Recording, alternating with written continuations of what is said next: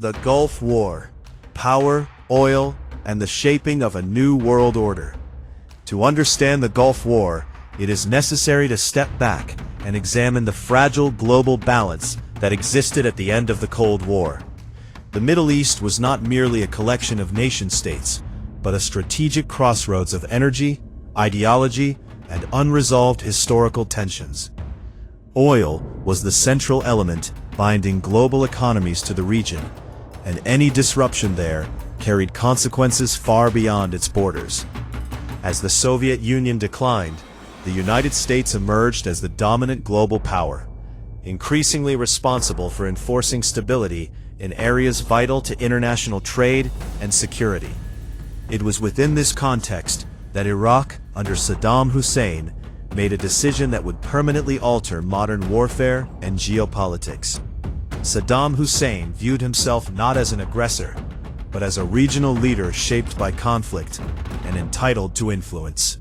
The Iran-Iraq War of the 1980s had devastated Iraq's economy and population. After 8 years of brutal fighting, Iraq emerged heavily indebted, militarily hardened, and politically isolated. Saddam believed Iraq had served as a barrier against Iranian expansion on behalf of the Arab world, and deserved compensation and debt forgiveness. When Kuwait and Saudi Arabia refused to relieve these debts, resentment deepened. Kuwait's continued oil overproduction, which kept global prices low, was interpreted in Baghdad as deliberate economic sabotage. The invasion of Kuwait on August 2, 1990, Iraqi forces crossed into Kuwait in a rapid and overwhelming assault. Armored divisions moved with precision, encountering minimal resistance from a military unprepared for a full-scale invasion. Within hours, Kuwaiti defenses collapsed. Kuwait City fell, government officials fled, and the country's sovereignty effectively vanished overnight. Saddam Hussein declared Kuwait a province of Iraq, framing the invasion as a correction of historical injustice rather than an act of conquest. The speed of the invasion stunned the international community. It was not merely the occupation of a small nation that alarmed world leaders, but the implications of allowing a single regime to control such a massive share of global oil reserves. There was also immediate concern that Iraqi forces might continue south into Saudi Arabia, placing nearly half of the world's known oil supply under Iraqi influence. The invasion transformed a regional dispute into a global crisis. The reaction from the international community was swift and unusually unified. The United Nations Security Council condemned Iraq's actions and demanded an immediate withdrawal. When diplomatic pressure failed, economic sanctions were imposed, isolating Iraq financially and politically. The United States, under President George H.W. Bush, framed the crisis as a test of international law and collective security. Bush spoke of a new world order, one in which aggression would not be rewarded and borders would not be redrawn by force. On August 7, 1990, the United States launched Operation Desert Shield. American forces were deployed to Saudi Arabia to prevent further Iraqi expansion.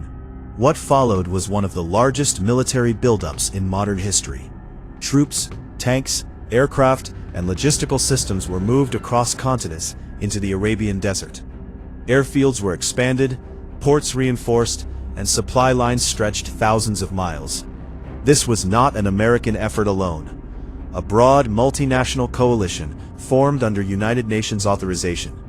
Britain, France, Saudi Arabia, Egypt, and dozens of other nations contributed forces and resources. This level of international cooperation gave the operation unprecedented legitimacy.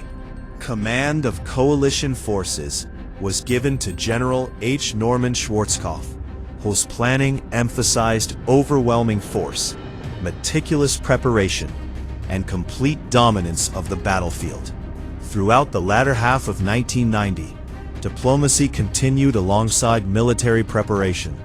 Negotiations were attempted, deadlines were issued, and warnings were repeated.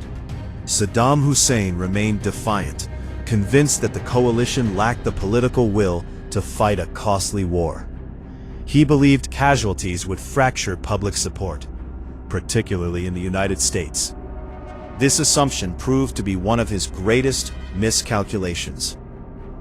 On November 29th, the United Nations authorized the use of military force if Iraq failed to withdraw by January 15, 1991. When that deadline passed without compliance, diplomacy ended. The world prepared for war. In the early hours of January 17, 1991, Operation Desert Storm began. Coalition aircraft launched a massive and coordinated air campaign unlike anything seen since World War II.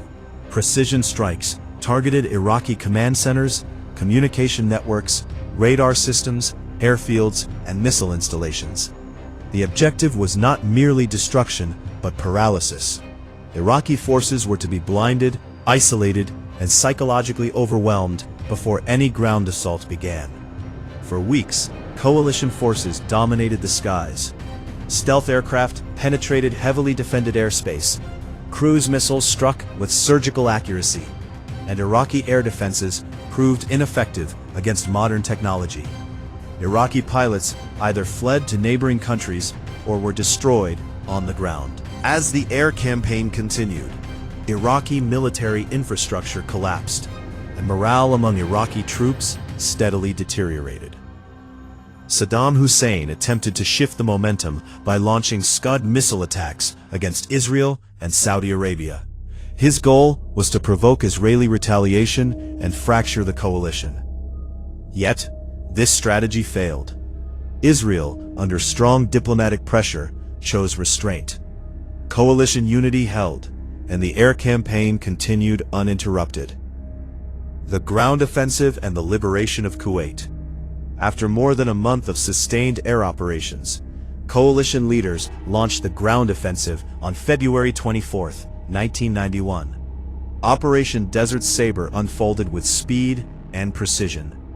Coalition forces executed a massive flanking maneuver through the desert, bypassing heavily fortified Iraqi positions and attacking from unexpected directions. Iraqi units, already weakened and disorganized, collapsed rapidly. Entire divisions surrendered without significant resistance. Others attempted to retreat, only to be intercepted and destroyed. Within 4 days, coalition forces liberated Kuwait and shattered Iraq's military presence in the region. On February 28th, President George H.W. Bush declared a ceasefire, effectively ending the combat phase of the war. The speed and decisiveness of the victory stunned the world and reshaped assumptions about modern warfare. Aftermath, costs, and controversy. The human cost of the Gulf War was uneven. Coalition casualties were relatively low, reinforcing perceptions of technological superiority and strategic dominance. Iraqi military losses, however, were immense. Tens of thousands were killed or wounded, and much of Iraq's military infrastructure lay in ruins. Iraqi civilians suffered from destroyed utilities, shortages of essential services, and the long-term effects of economic sanctions. One of the most haunting images of the war emerged from the so-called Highway of Death, where retreating Iraqi forces were attacked as they fled Kuwait. The devastation sparked debate about the ethics of overwhelming force and the nature of modern warfare. As Iraqi forces withdrew, they set fire to hundreds of Kuwaiti oil wells, creating one of the worst environmental disasters in history. Thick black smoke darkened the sky for months, poisoning land and sea, and leaving a lasting ecological scar.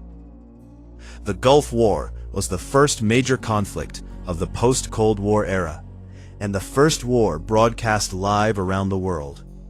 It demonstrated the effectiveness of coalition warfare, technological superiority, and rapid deployment strategy. Yet it also left unresolved tensions. Saddam Hussein remained in power. Sanctions devastated Iraq's economy, and instability persisted throughout the region. What appeared to be a decisive ending was, in reality, the beginning of a longer and more complex story. The Gulf War reshaped military doctrine and global politics, but it also laid the groundwork for future conflict. Its consequences would echo throughout the following decade, culminating in another war in Iraq years later. The Gulf War did not close a chapter in history. It opened one, whose effects are still being felt today.